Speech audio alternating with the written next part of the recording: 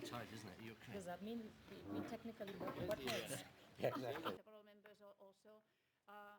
Any questions? After decades of gun violence, guns and trading, and human trafficking, with tremendous strides in technology for identifying, tracking, and sanctioning perpetrators of related crime, this treaty is actually not good enough. My comments are here to help build and strengthen this treaty and to make it more robust.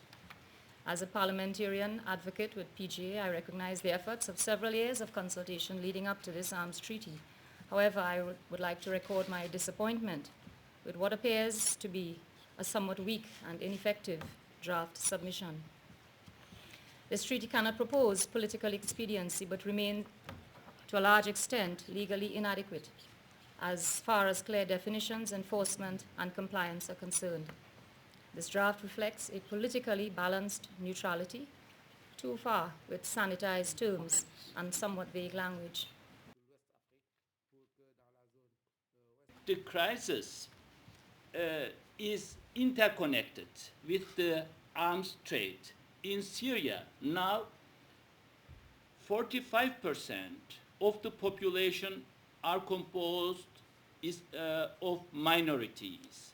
It is easy to foster the crisis in those areas, and this is causing also an increase in the imports of arms.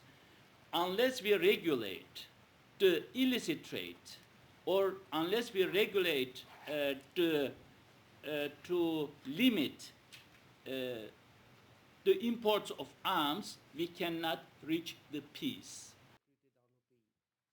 The treaty may not be strong or robust. Trust me, in countries such as mine, it is a stepping stone. It's very important that we come together and get something put on paper. Then we can work on it. It's very important to us in Africa, especially in Ghana.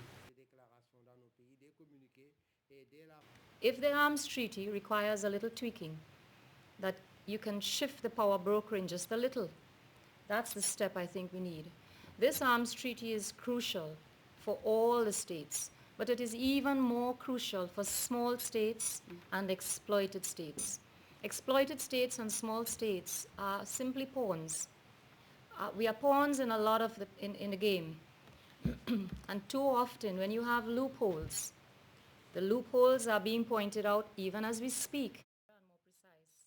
The issue of arms and ammunition We're not going to see a significant change in governments selling arms to other governments, or shipments of arms going to particular conflicts where agreements have been made, whether international or bilateral. But what it will mean that in the first instance, it's more transparent, it is more traceable, it has to be matched against new and exacting criteria.